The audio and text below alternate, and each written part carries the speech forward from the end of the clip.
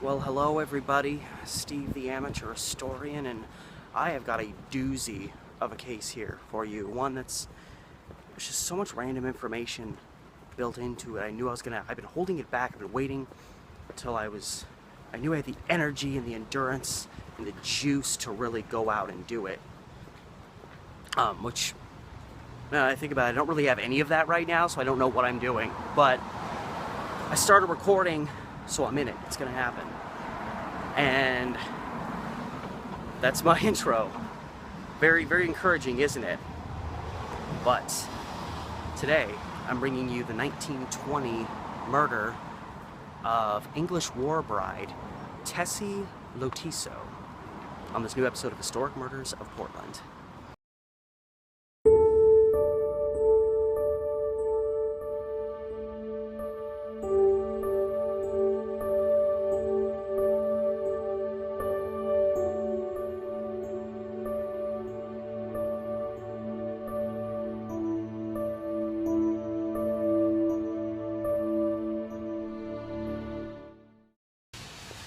So it's World War I.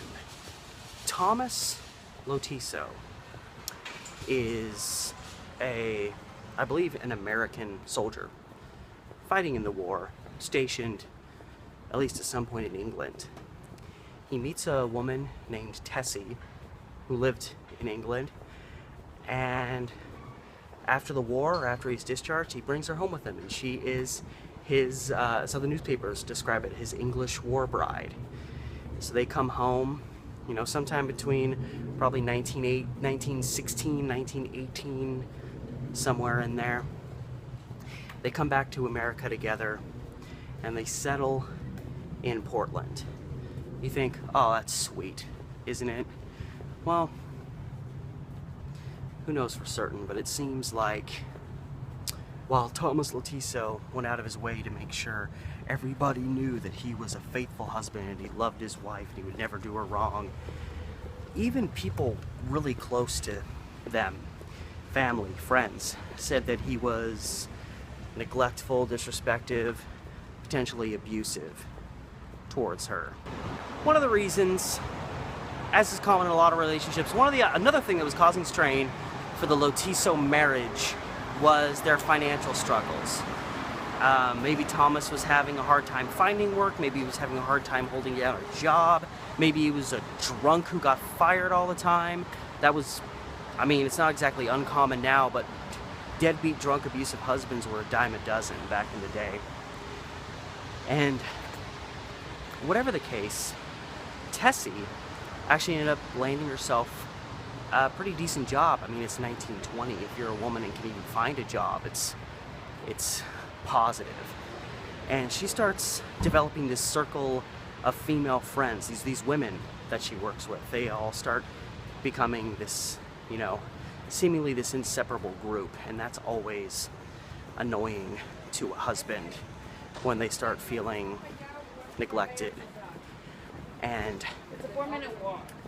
you know, like a lot of friendships, you know, if these start becoming Tessie's, you know, most closest knit crew of friends, if she starts talking about all of this, you know, chaos and turmoil that's going on in her marriage, and how, you know, her husband doesn't treat her right, so on and so forth, what are all of her friends gonna do?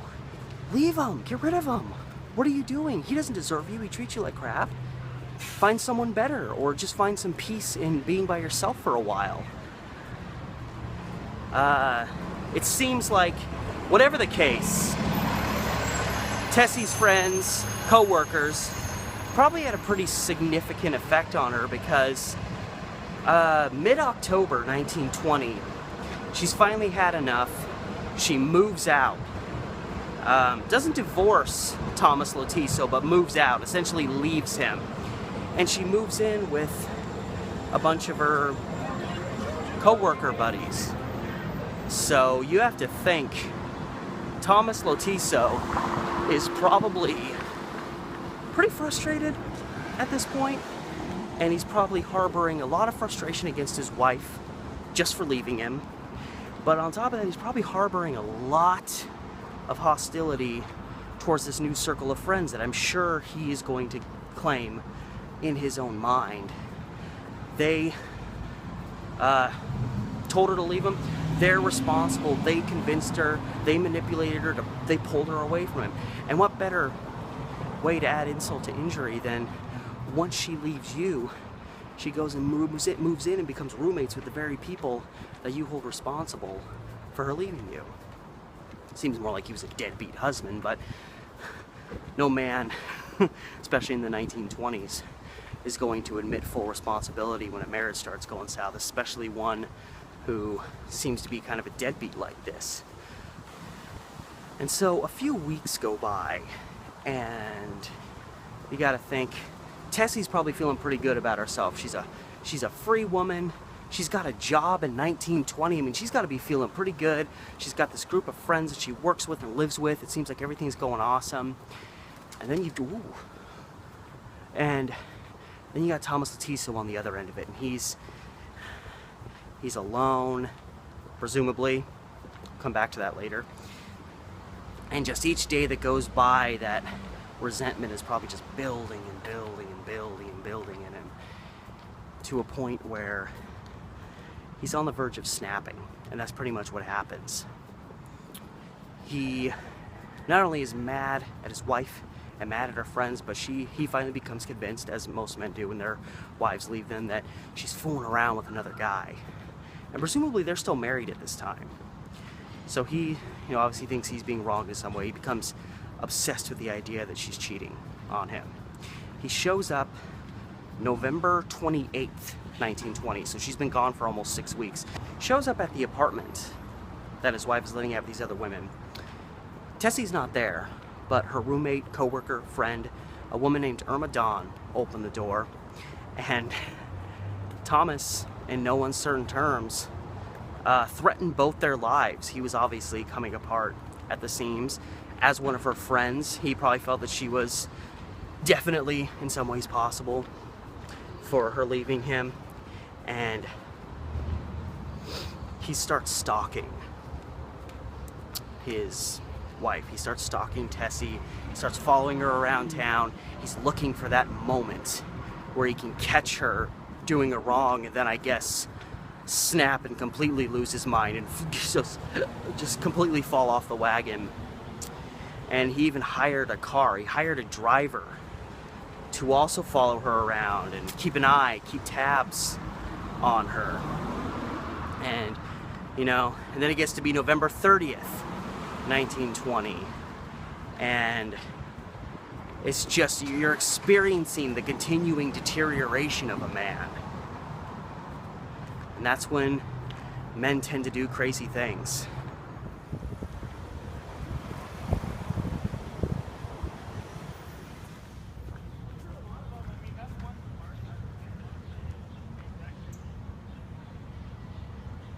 November 30th, 1920. So behind me is the iconic Hung Farlow restaurant that I believe is now closed down. It kind of went all the way down this block, and it's still got the iconic sign up. But on November 30th, Tessie Lotisso was here having a meal with her various friends, roommates, co-workers. They were all kind of the same thing. And Thomas, who was losing his mind, sending people out looking for his wife, he shows up. So he's obviously tracking her movements. He knows what's going on. And while they're in the middle of having a meal here, he shows up, forcibly grabs her. He's witnessed by Tessie's friends that are there, other people that are having meals in the restaurant here. He grabs her aggressively and forcibly pulls her away and removes her from the restaurant. And her friends immediately contact authorities. So, pretty much the moment that Thomas gets her out of the restaurant and into a cab, he either already had a cab that was waiting or he had hailed a cab. The police are already being contacted and told to be on the lookout for this crazy guy that just grabbed his wife and forcibly removed her from the restaurant right here. And so from here, this is the intersection of 4th Avenue, Northwest 4th Avenue and Cooch Street. The Lotissos enter a cab. Presumably, Tessie does it against her will after being forcibly removed, probably out of one of these entrances.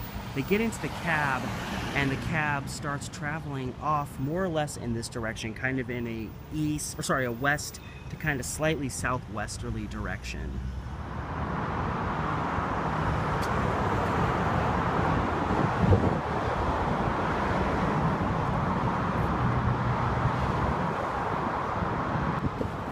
So sorry, I'll have to speak a little bit loudly because the I-405 freeway is directly underneath this stretch of road. It wouldn't have been back in 1920, but this road beside me, this is Alder Street.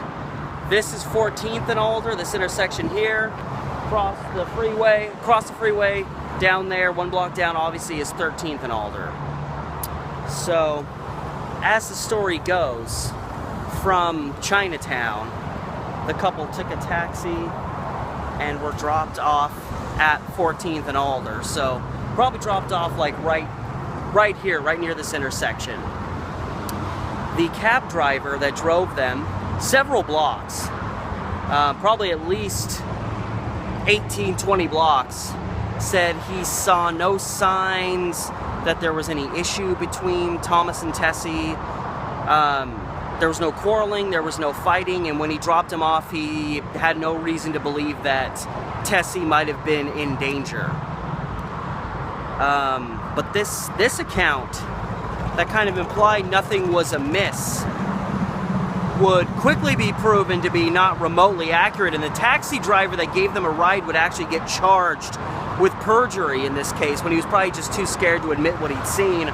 Or most likely he was probably fearful that because of what happened and that they had just gotten out of his cab, that he might take some responsibility for it. He probably decided to act like he didn't notice anything was amiss, but obviously something was. Because the moment they got out of the cab, Tessie reportedly screamed and began running. The moment they got out of the car, she sprinted for her life in the direction of down Alder towards 13th. And Thomas quickly gave chase. So as they're running along this stretch, which again wouldn't have had a freeway under it, 100 years ago, somewhere along this stretch right here, he catches up to her.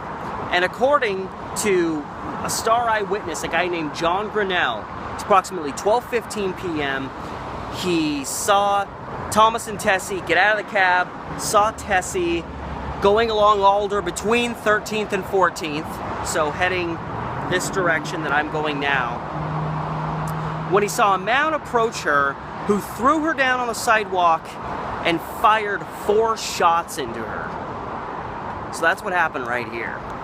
That was how that whole ordeal peaked, right here on Alder between 13th and 14th. The idea then is Thomas flees the scene, because why wouldn't he?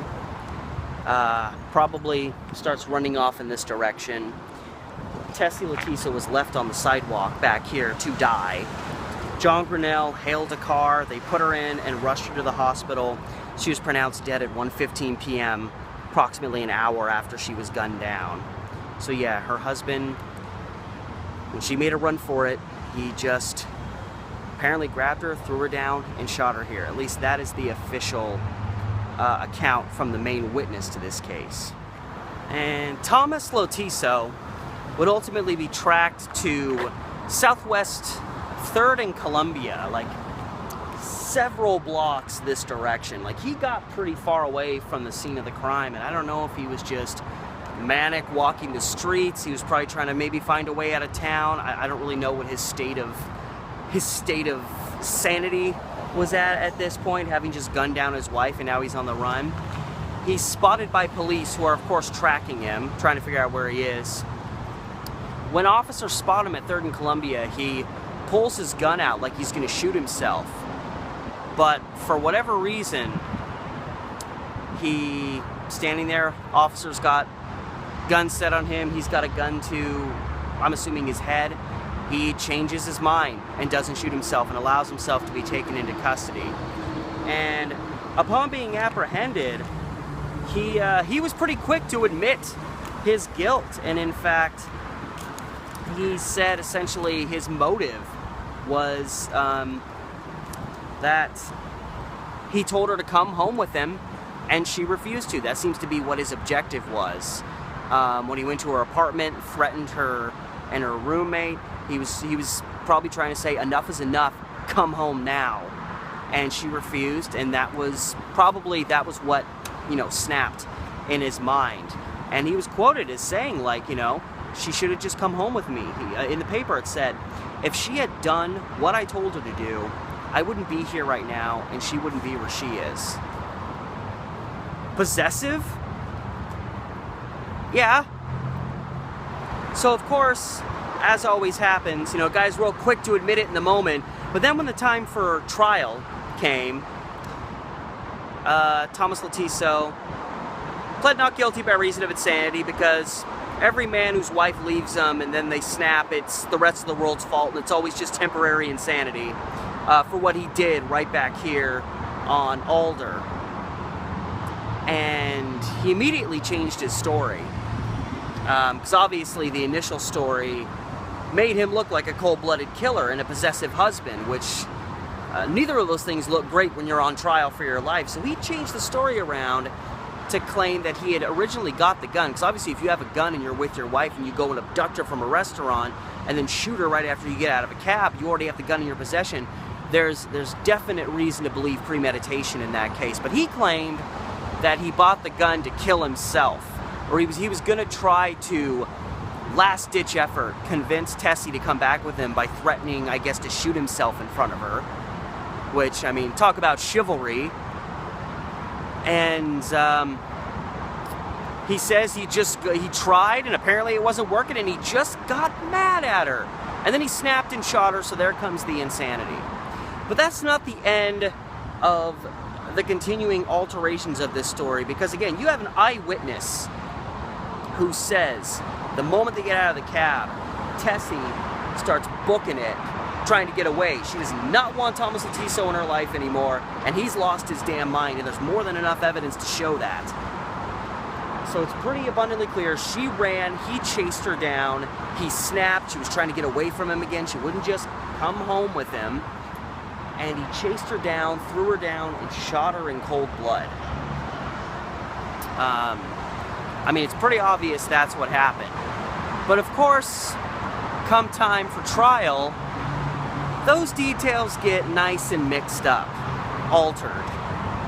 First of all, I love how he claims that he was fully intending to commit suicide and then just snapped and shot his wife, but then he was free and on the run for several city blocks, and at no time just shot himself. He didn't shoot himself in the immediate aftermath of shooting his wife, and even when he was cornered by police, put a gun to his head and then decided not to do it. I think that was just to garner him some sympathy, but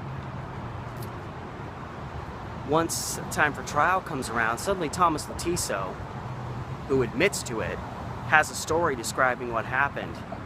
Suddenly, his memory begins to fail him. It's the first trial of which they couldn't figure out what to do, which I can understand. That makes plenty of sense. If you're an outsider who doesn't necessarily have all the details, you're a jury member trying to understand exactly what happened, and you have mixed stories. And one of the things that helped him not get convicted at his first trial was a complete alteration of his story, where he openly admitted it. You have an eyewitness who says that it clearly was done in cold blood.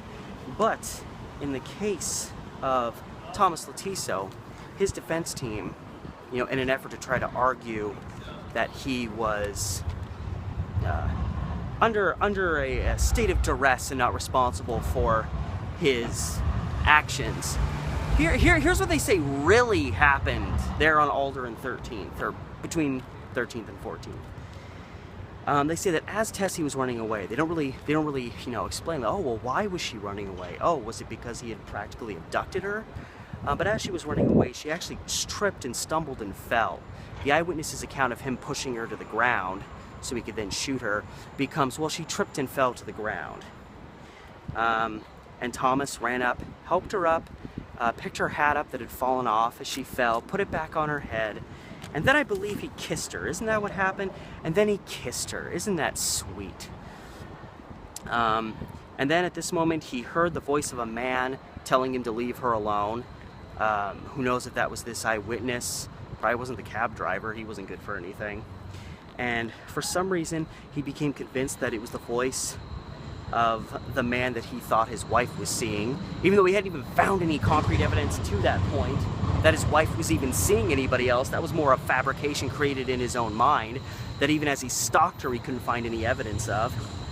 He confused this voice for the man that Tessie was seeing, and then his memory kind of went blank, and he guesses he shot her. So I guess what they were trying to argue was it was getting better. He put her hat on, he kissed her on the head and said, "Let's go home, sweetie." She finally agreed to go, and then that horrid man that tore our marriage apart, which wouldn't be remotely accurate even if it was the voice of a guy his wife was sleeping with. Apparently he heard that and he just snapped, went into this state of insane duress, and in the midst of that, shot his wife, but couldn't be held accountable of his actions. And why? Again, I have to look at this stuff because it's so insane. I have to read it to believe it's even happening. And again, I told you, this is a doozy of a case. So here is why they claimed insanity for Thomas Lotisso and claimed that he could not be held responsible for his actions there, November 30th, 1920, in the shooting, the brutal shooting, slaying of his wife. Apparently, he had suffered a spinal injury in a car accident previously, as well as head trauma when a rock had been thrown at his head. All events that predate this shooting. And the defense tried to claim that these past traumas affected Thomas to a severe degree to where in moments of great mental stress, he couldn't be held responsible for his actions. He would just have a mental lapse, essentially. That was the justification they used to try to claim that Thomas Lotisso shouldn't be held accountable for the shooting. They never say he didn't do it, but they claim that he didn't actually push her down, and when he shot her, he was in this great state of mental duress, likely triggered by hearing what he thought was the voice of the man that he felt was sleeping with his wife, who, despite their separation for weeks, he was still married to. Thomas would also add for this that when he got out of the cab, Tessie admitted she'd never loved him and that she'd been unfaithful. So of course, something that, they can't verify because she died. She admitted all this stuff, and that further triggered his, state of mental duress. She couldn't live with him anymore, and then she took off and ran, and he snapped. So, I mean, I could see, I guess, a jury buying this nonsense back in 1920. And I could see them not quite really being able to figure out, if obviously the guy did it, but, was he really insane, or was he just a crazy bastard who lost his mind? Not in a, legally insane way, but just in I'm a chauvinistic jerk-off way, and I'm a man, and you're my wife, and you do what I say, which is what he said right when he was apprehended. He said he shot his wife because she wouldn't do what he told her to do. But obviously that kind of an offense isn't going to save you when you're put on trial for first-degree murder. So they ended up having a second trial when the first one didn't work out. And this actually worked to Thomas Lotisso's disadvantage, as it should have, in my opinion. This is where the comment I made earlier about how when Thomas Lotisso's wife left him, he was alone, just left alone, away from her, presumably. Because in the second trial, it was determined that a woman named Gertrude Geddes was a woman that Thomas Lotisso had been sleeping around on.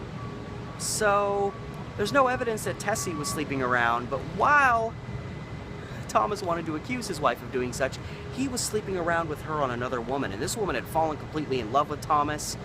How? I don't know. It seems crazy considering what this guy did and was capable of. She was willing to leave her husband for this guy.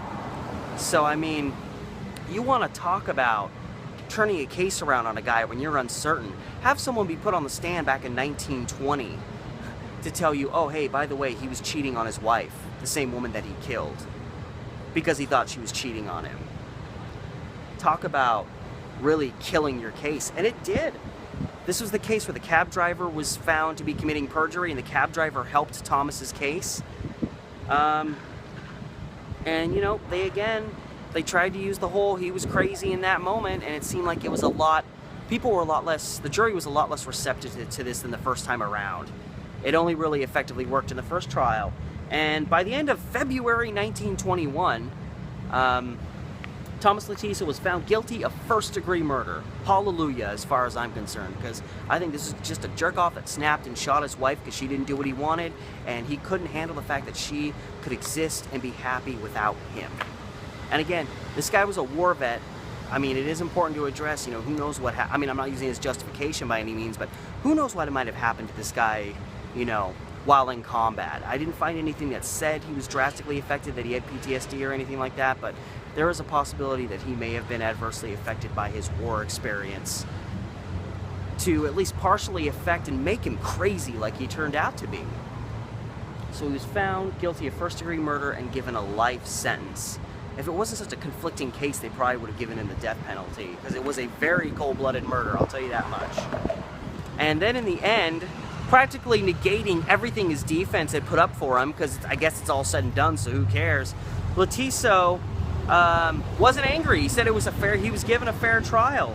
And then he apologized for his actions and admitted, as he apologized for his actions, that he did them at the heat of passion. He openly admitted, while they were trying to make a defense, that he had lost his mind and, oh, he had these traumatic injuries that, you know, made him incapable of controlling himself. He then openly admitted that the whole thing was an act that came out of a moment of passion. Not that he snapped, not that, you know, this whole story they concocted about how she actually tripped and fell and he put her hat back on and then kissed her. None of that. He admitted he snapped, he lost it, he killed her, and he felt he got a fair trial when he got convicted of first-degree murder. That ought to tell you something about this guy, that he was guilty as all sin. And after all that, that is it for the case of tragic murder of Tessie Lotisso, murdered by her off-the-rocker husband back in 1920. So remember, as always, like, share, subscribe, comment, but be nice about it. And hit up my Patreon if you so desire. And all that said, this has been Steve the Amateur Historian with another episode of Historic Murders of Portland.